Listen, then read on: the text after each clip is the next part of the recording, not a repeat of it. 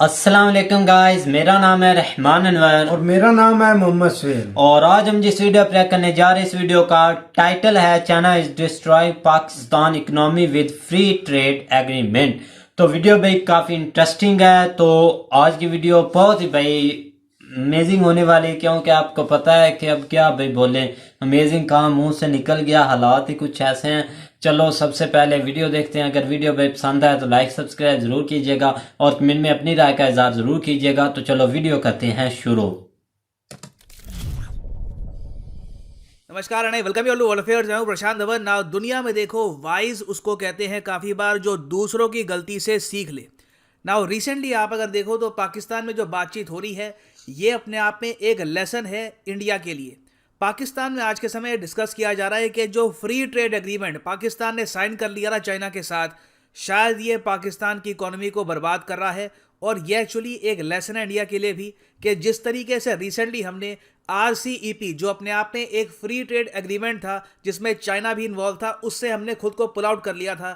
Future میں بھی ہمیں ایک فری ٹریڈ ایگریمنٹ نہیں کرنا چاہیے چائنا کے ساتھ. نا اگر ہم پاکستان کا ڈیزاسٹرس ایگزامپل لیں تو یہاں پر آپ دیکھو گے اس دیش کی جو ملٹیپل پرابلمس ہیں ان میں سے مین یہ ہے کہ پاکستان پر قرض بہت زیادہ ہے. ان کی کرنسی ریکارڈ لیول پر کریش کر گئی ہے. عمران خان نے اپنے ٹینیور میں پاکستان کی کرنسی 70% ڈبا دی ہے. ابھی آج کے سمے آپ اگر دیکھیں تو $1 از اکول ٹو رفلی 178 پاکستانی روپی.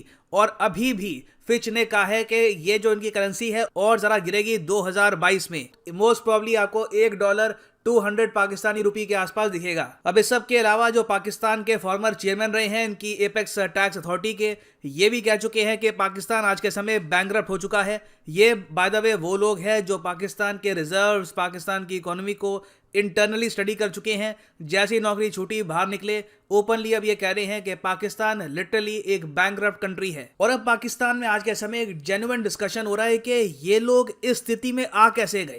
اس کا آف کورس ایک بہت ہی بڑا ریزن تو یہ ہے کہ انہوں نے ریجن میں اپنا ٹریڈ کبھی انکریز کیا نہیں. دوسرا بڑا ریزن اب یہ لوگ یہ مان کے چل رہے ہیں کہ شاید چائنا ہمارے دیش کو کھا رہا ہے. لٹرلی آج کے سمے یہاں پہ آپ دیکھو گے، یہ پاکستان کا ہی آرٹیکل ہے، یہاں پر لکھا ہے از China eating Pakistan with the free trade agreement. آج سے کئی سال پہلے 2012 میں پاکستان نے بہت ہی بہادری کا کام کیا جو انڈیا بھی ابھی تک نہیں کر پایا ہے. ان لوگوں نے ایک فری ٹریڈ ایگریمنٹ سائن کر لیا دنیا کے سب سے بڑے ایکسپورٹر چائنا کے ساتھ. اس کے پیچھے کیا لاجک تھا مجھے پتا نہیں. زیادہ تر آپ ایکسپیکٹ کرتے ہو کہ میں سمجھاؤں گا کہ انہوں نے اس وقت کیا سوچا تھا، مگر یہ ایک بہت ہی فولش ڈیسیجن تھا، نہیں کرنا چاہیے تھا. ہم لوگ بھی نہیں کرتے، بٹ پاکستان نے اس وقت 2012 میں سوچا کہ پرہیپس یہ کرنا ایک اچھا آئیڈیا ہوگا. موسٹ پروبلی اگر میں یہاں پہ سوچ کے دیکھوں تو چائنا کا بھی پریشر رہا ہوگا. انہوں نے کہا ہوگا کہ ہم جو چائنا پاکستان اکنامک کوریڈور ہے اس کے انڈر آپ کے دیش میں جو انویسٹمنٹس لے کے آ رہے ہیں اس کے بدلے میں ایک فری ٹریڈ ایگریمنٹ بھی سائن کرو. جو چائنیز کمپنیز ہیں ان کو ان لمیٹڈ ایکسیس دو اپنی مارکیٹ کا. اب ریزن خیر جو بھی رہا ہو، تب سے لے کر اب تک ہم نے یہ دیکھا ہے کہ پاکستان چائنا کا جو ٹریڈ ہے یہ ریکارڈ لیول پر بڑھا ہے، بہت ہی تیزی سے انکریز کیا ہے. مگر مجھے بہت ہی فنی لگتا ہے جب بھی چائنا کا سرکاری میڈیا اس پر ایک آرٹیکل پبلش کرتا ہے، آلموسٹ ہر 2-3 سال میں ایک آرٹیکل آ جاتا ہے کہ نیا ریکارڈ ہم نے چھو لیا ہے پاکستان چائنا ٹریڈ میں، ہمارا ٹریڈ اب نئے لیول پر پہنچ چکا ہے. مگر آپ جب نیچے اسکرول کرو گے نا تو کچھ نمبرز ہی لکھے ہوتے. لٹرلی پورے آپ آرٹیکل میں دیکھو گے، لٹرلی پورے آرٹیکل میں آپ اگر دیکھو گے تو ایگریکلچرل ایکسپورٹ جو ہے، جس کو پتہ نہیں کیوں یہ لوگ الگ سے ہائی لائٹ کرتے ہیں، جو ٹوٹل آج کے سمے ٹریڈ ہے پاکستان اور چائنا کا، اس کا یہاں پر کوئی مینشن ہوتا نہیں ہے. اور ریزن اس کا یہ ہے، جب پاکستان چائنا آپس میں ٹریڈ کرتے ہیں تو بہت ہی میسو ٹریڈ ڈیفیسٹ فیس کرنا پڑتا ہے پاکستان کو. اب یہاں پر آپ کہیں گے کون سی نئی بات ہے، ہم بھی فیس کرتے ہیں. چائنا ایک اتنا زیادہ اگریسو ایکسپورٹر ہے کہ ایون انڈیا اور چائنا جب آپس میں ٹریڈ کرتے ہیں بنا ٹریڈ ایگریمنٹ کے، ابھی تو ٹریڈ ایگریمنٹ ہے نہیں ہمارے بیچ میں، بہت سارے ہم نے ٹیرف لگا رکھے ہیں ان کے پروڈکٹس پر، تب بھی آپ اگر دیکھو تو جو $100 بلین کا ٹریڈ ہوتا ہے اس میں میسو فائدہ ہوتا ہے چائنا کو. پچھلے فائنینشیل ایئر میں جو ہمارا ٹریڈ ڈیفیسٹ تھا وہ چائنا یہ $44 بلین کا تھا. مگر یہاں پہ فرق آتا ہے فارن ایکسچینج ریزروز کا. انڈیا ایک بار کو ٹریڈ ڈیفیسٹ جھیل سکتا ہے کیونکہ ہمارے سینٹرل بینک کے پاس بہت سارے ڈالر ہیں. انڈیا آپ اگر دیکھو تو دنیا میں 4th ہائیسٹ फॉरेन एक्सचेंज वाला देश है। इस पर रिसेंटली मिनिस्ट्री ऑफ फाइनेंस ने भी कहा है कि India has the 4th largest foreign exchange reserves in the world. $650 billion के फॉरेक्स रिजर्व्स हैं हमारे पास। वेराज पाकिस्तान को आप अगर देखो तो रफली इनके जो फॉरेक्स रिजर्व है झूलते रहते हैं, कभी $15 बिलियन, कभी 20-22 बिलियन डॉलर्स। उसमें भी बहुत सारा पैसा जो फॉरेन एक्सचेंज के नाम पे ये काउंट करते हैं, ये एक्चुअली उधार का पैसा है फ्रॉम दी OIC कंट्रीज, जो ऑर्गेनाइजेशन ऑफ इस्लामिक कोऑपरेशन की कंट्रीज हैं। वो काफ़ी बार थोड़ा बहुत लोन देती है पाकिस्तान को ताकि इनकी इकोनॉमी थोड़ी बहुत फ्लोटिंग रहे। तो इंडिया एक बार को जो ट्रेड डेफिसिट है चाइना के साथ, ये झेल लेता है। पाकिस्तान नहीं झेल पाता क्योंकि इनके पास डॉलर्स है ही नहीं। और सिंस ये जब भी ट्रेड करते हैं चाइना के साथ, इनके बिलियंस ऑफ डॉलर्स, करीब 8 से लेकर 9 बिलियन डॉलर्स एनुअली चले जाते हैं चाइना में। इससे क्या हो रहा है कि इनका ट्रेड डेफिसिट और जरा बड़ा होता जा रहा है और इनका जो रुपी है ये लगातार और जरा क्रैश करता जा रहा है। नाउ यहाँ पर आप कह सकते हैं ओके ठीक है, अगर चाइना पाकिस्तान के बीच में इतनी अंडरस्टैंडिंग है और इशूज को लेकर, तो सीधा सीधा जो फ्री ट्रेड एग्रीमेंट है इसको थोड़ा सा मॉडिफाई कर लो, इसमें इशू क्या है।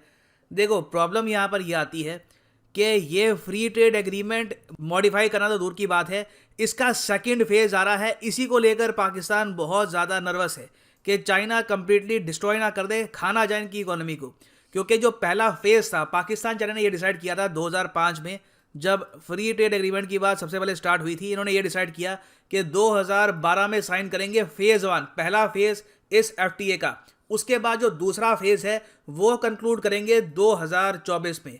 और उसके बाद दोनों कंट्रीज़ का टारगेट ये है कि इनका जो आपस में ट्रेड है ये $20 बिलियन तक होना चाहिए। पहुंच तो जाएगा ट्रेड, मगर फ़ायदा क्या है पाकिस्तान को जब इसमें से $13 बिलियन जो है ये ट्रेड डेफिसिट बन के खड़ा हो जाए, ये पैसा डॉलर्स में पाकिस्तान से बाहर निकल रहा हो। तो अब इसलिए इनका जो मीडिया है, जो यहाँ पर इनके इकोनॉमिस्ट हैं, ये कह रहे हैं कि पाकिस्तान को कहीं ना कहीं जो डिफ़िकल्ट ये बातचीत है चाइना के साथ करनी होगी। ऑब्वियसली इसमें चाइना नाराज़ भी हो सकता है क्योंकि ऑलरेडी CPEC की जो प्रोग्रेस है बहुत स्लो चल रही है। इस बीच अब पाकिस्तान ये भी कहे कि जो अपना FTA है इसको मॉडिफाई करो, तो मोस्ट प्रॉब्ली इससे चाइना और पाकिस्तान के रिलेशंस में कुछ प्रॉब्लम्स आपको दिखेंगी। क्योंकि इन दी एंड देखो, ट्रेड सबसे ऊपर होता है, इकोनॉमिक बेनिफिट्स सबसे ऊपर होते हैं। और कहीं ना कहीं अब पाकिस्तान ने यहाँ पर रियलाइज़ ये कर दिया है कि चाइना में देखो एक्सपोर्ट करके आप जीत ही नहीं सकते। इसकी सबसे बड़ी प्रॉब्लम यहाँ पर यह है कि चाइना की मार्केट में बहुत ज़्यादा कंपटीशन है। एक तो चाइना की खुद की कंपनीज हैं वो बहुत स्ट्रांग है, उसके अलावा चाइना ने बहुत से और फ्री ट्रेड एग्रीमेंट साइन कर रखे हैं कई देशों के साथ। जो RCEP है उसके अंदर आप अगर देखो तो आसियान, ऑस्ट्रेलिया, न्यूजीलैंड, कई और देश हैं, उनको ओपन एक्सेस है चाइनीज़ मार्केट का। तो जब पाकिस्तान के एक्सपोर्ट्स जाते हैं चाइना में तो उनको कम्पीट करना पड़ता है आसियान कंट्रीज़ के साथ, ऑस्ट्रेलिया के साथ, न्यूजीलैंड के साथ, वेरियस और कंट्रीज़ के साथ। तो ये काम ये लोग नहीं कर पाएंगे। तो जिस तरीके से इंडिया ने रिसेंटली एक इशू रेस किया है जापान के साथ, जो प्रॉब्लम पाकिस्तान फेस कर रहा है चाइना के साथ, कुछ हद तक जो सेम प्रॉब्लम है हम फेस कर रहे थे जापान के साथ, बहुत ही छोटे स्केल पर। और अगेन हमें ये भी भूलना नहीं चाहिए कि इंडिया का जो फॉरेक्स रिजर्व है ये भी काफ़ी स्ट्रांग है। मगर इंडिया और जापान ने जो फ्री ट्रेड एग्रीमेंट साइन किया था उसका बेनिफिट सिर्फ जापान को हो रहा था, इंडिया को बहुत कम बेनिफिट हो रहा था। तो इंडिया ने अब ओपनली कह दिया है कि बैलेंस ट्रेड के लिए जो फ्री ट्रेड एग्रीमेंट है इसमें कुछ बदलाव करने होंगे, चाहे जापान हमको जितना लोन देता हो, जितना बड़ा पार्टनर हो। इस इशू को लेकर इंडिया ने ओपनली ये जो बात है जापान के साथ रख दी है। और मोस्ट प्रॉब्ली आपको दिखेगा कि इन द फ्यूचर के जो फ्री ट्रेड एग्रीमेंट है जापान के साथ हमारा, उसमें कुछ बदलाव आपको दिखेंगे। तो अब देखना बहुत ही इंटरेस्टिंग होगा कि क्या इमरान खान ये FTA का इशू चाइना के सामने रेज करेंगे या फिर पाकिस्तानी बस इस पर आर्टिकल पब्लिश करते रहेंगे कि चाइना पाकिस्तान को खा रहा है। और फाइनली यहाँ पर मैं ये भी ऐड कर दूँ, तो गाइस जैसा कि आप वीडियो देख रहे थे तो वीडियो भी काफ़ी इंटरेस्टिंग थी। और पहले की तरह सर प्रशांत ने बहुत ही डिटेल से बताया कि जो ये भाई फ्री के एग्रीमेंट है और यहाँ पे जो ट्रेड हो रही है ना फ्री की, ये भाई बहुत पाकिस्तान के लिए ख़तरनाक है। आपको पता है कि आज से कुछ साल पहले अगर चले जाए ना, ऐसे हालात भाई इंडिया के भी आए थे। इंडिया के कैसे आए थे कि जैसा कि आपको पता है कि उनके पास उनको कर्जे की ज़रूरत थी, जबकि वो IMF की जगड़ में आ चुके थे। तो उस वक़्त ये ऐसा हुआ था कि भाई आप लोग इंडियन ही भाई ज़्यादा, उनको तो शायद कुछ लोगों को भाई बेस्ट पता हो, हमसे बेस्ट पता हो, लेकिन मुझे इतनी इन्फॉर्मेशन नहीं जितनी है तो मैं आपके साथ शेयर करता हूँ कि भाई ना उस वक़्त ये हुआ था कि इन्होंने कर्जा मांगा था। जो इंडिया है ना, इनके हालात कुछ ऐसे थे कि इनको भाई कर्जे की ज़रूरत थी, पैसे की ज़रूरत थी। और कैसे आता, IMF से कर्जा मांगा गया था उस वक्त, ठीक है ना। تو انہوں نے بھائی ایک شرط رکھی کہ آپ کے پاس جتنا بھی سونا ہے نا وہ ہمارے پاس آپ گروی رکھو، ٹھیک ہے نا، پھر ہم آپ کو لون دیں گے، آپ کو پیسے دیں گے، ایسے بھی تھا۔ اور اس سے ہٹ کر جو ہماری کمپنیاں ہیں انڈیا میں بھائی ٹریڈ کریں گی، ٹھیک ہے نا، تو وہاں مطلب فری ٹریڈ کریں گی، یہاں سے جو اب یہاں پہ اب کمپنی کوئی بنتی ہے یا انڈیا میں کوئی بنتی ہے کمپنی، وہ تو بھائی اپنے پیسے لے کر جائے گی۔ جو کمپنی یہاں پر پیسہ لگا کر مطلب کہ پیسہ یہاں سے کماتی ہے اس نے یہاں کے لوگوں کو تو نہیں نہ دینا، جو پیسہ بنتا ہے وہ واپس لے جا کر اپنی کنٹری میں لے جاتے ہیں، وہاں پر لگاتے ہیں، ٹھیک ہے نا۔ وہاں کے جو پروڈکٹ ہیں وہاں سے مطلب کہ سستے میں لے کر آ کر یہاں کی جو کمپنی ہے یہاں پر آ کے جو ہماری کنٹری انڈیا پاکستان یہاں پہ سیل کر کے، اور وہاں پہ مطلب جیسے ابھی سر پرشانت کی آپ دیکھ رہے تھے کہ جاپان کی جو کمپنیز ہیں وہ انڈیا میں بھائی فری میں جو ٹریڈ کر رہی ہیں، ویسے ہی بھائی پاکستان میں تو یہ بھائی ایسے ہو جاتا ہے کہ جو یہ یہاں پہ کرتی ہیں نا ٹریڈ، ٹھیک ہے نا، تو جب وہ ٹریڈ بھائی کرتی ہیں، جو آپ کو بولا کہ وہ کمپنی یہاں وہاں کے پروڈکٹ لے کر آ کر یہاں کا بھائی وہ بالکل مہنگے بیچ کر، یا جیسے بھی یہاں سے ان کو بھائی فائدہ ملتا ہے نا وہاں سے سستا لا کر یہاں پر مہنگا بیچنا۔ آپ کو پتہ ہے کہ جہاں پر میڈ بنتا ہے، مطلب made in China, made in India, made in Pakistan, جہاں میڈ ان پاکستان کہاں منہ سے بھائی نکل گیا، میڈ ان پاکستان میں بھائی کیا بنتا ہے یہ آپ پہلے نہیں وہ بھائی ویسے میں مثال دے رہا تھا، تو یہاں وہاں پہ جو مطلب چیز اب جس جگہ بن رہی ہے وہاں سے تو آپ کو سستی ملے گی نا، مطلب جاپان کی کنٹری ہے، ویسے ہی بھائی اگر چائنا کی کمپنی ہے یہاں پہ کوئی بھائی کاروبار کر رہی ہے، ٹریڈ کر رہی ہے نا، ایگریمنٹ ان کے جو ہوئے ہیں، اب یہ تو نہیں نا کہ اب ایک ایگریمنٹ ہوا ہے تو اس سے کوئی اب مکر تو نہیں نہ سکتا، نہ پاکستان نہ کوئی اور کنٹری جو ہوا ہے ایگریمنٹ۔ چائنا کو کوئی پرواہ نہیں کسی کی بھائی، وہ اپنے مطلب کے لیے سب کچھ کرتے ہیں۔ یہ مطلب کہ جو بول رہے ہیں نا کہ پاک چین دوستی زندہ باد، وہ بس ایسے ہی مطلب کہ ہوا میں چھوڑتے ہیں۔ تو بھائی ڈسٹرائے تو انہوں نے کرنا اکنامک پاکستان کی، پاکستان سے ان کو کیا لینا دینا بھائی، سی پیک وہ تو بند ہونے جا رہا ہے نا، ایسے ہی ہے نا۔